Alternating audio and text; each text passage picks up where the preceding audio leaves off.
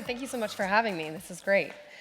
So conventionally, we think of opportunity a lot like this.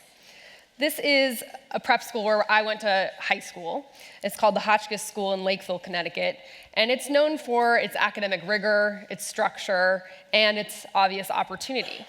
But what was really interesting about my experience at this school is that it wasn't really the thing that got my 16-year-old self out of bed every morning. It wasn't the thing that got me really excited or passionate. In fact, I really didn't relate to the opportunity offered here at all. Instead, what created a culture of achievement in me was not academics at all. It was actually figure skating. So growing up, I was a competitive figure skater. And figure skating was the thing that taught me dedication, passion, purpose, and confidence. That was the thing that got me out of bed in the morning. It had nothing to do with academics. It not only taught me what true passion felt like, but it really created a self-driven sense of motivation to achieve.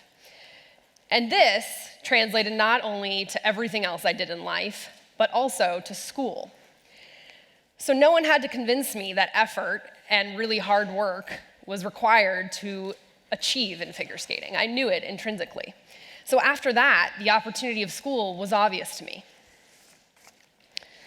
So let's fast forward to 2007, a couple years later, and I found myself teaching at Locke High School in South Central Los Angeles. So I did Teach for America, and I showed up to 160 10th grade students. Most of these students actually read at a 5th grade reading level. A quarter of my students had one child, some had 2 or 3. And a lot came from single-family households. Many suffered from domestic violence, gang violence, and other forms of abuse. And in fact, my first year of teaching, a riot of 600 broke out on the campus, and the LAPD had to break it up with gas masks. So naturally, the opportunity of school was not really on my students' minds. But I really realized something far more interesting than these statistics. Despite all of this darkness and real adversity in my students' lives, there was something more interesting. They were still motivated by the same exact things that motivated me when I was their age. They wanted to feel confidence, purpose, and dedication to something like I did in skating. So despite the obvious lack of traditional resources at Locke High School, what I would argue these students were most starved for was the opportunity to pursue passion. So when I was teaching in my very first year, I assigned a research paper. It was the first paper of the year. And out of 160 students, less than 10% turned this paper in, about 15. So I took a step back and thought about the relevance of this paper. And I think it was on migrant farm workers.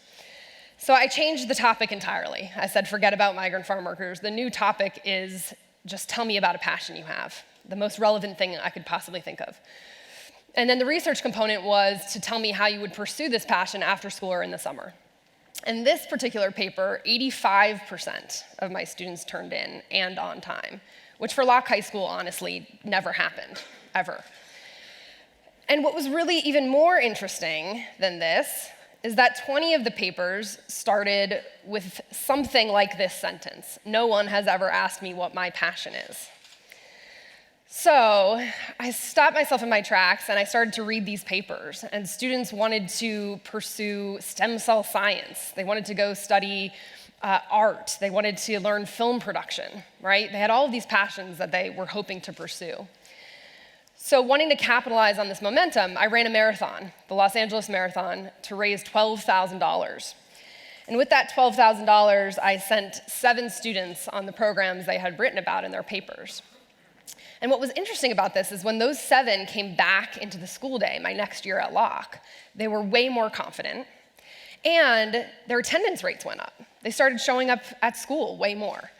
And then their GPAs went up as a result of showing up to school more. So I thought it was a really interesting coincidence. So this became my most important time in LA, and as a result, I realized actually that running marathons is not a sustainable form of fundraising. So I scrapped that idea, and I started a proper organization called Wishbone, where we've now sent over 250 students to after-school and summer programs to pursue their passions. So Jose Luis has studied architecture. Yesenia has studied photography. Kayla has studied fashion design. And Watley has learned how to code. And we're just beginning. We're on track to be the leading provider of out-of-school access to the nation's poor.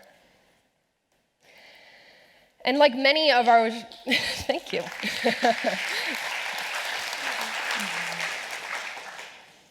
And like so many of those first students from Locke, those first 7, we're seeing all of our students graduate high school. They're attending college, and they're all coming back and saying that the experience made them realize what could be possible for their lives. So while this impact seems so small, or so large, it started so small, right?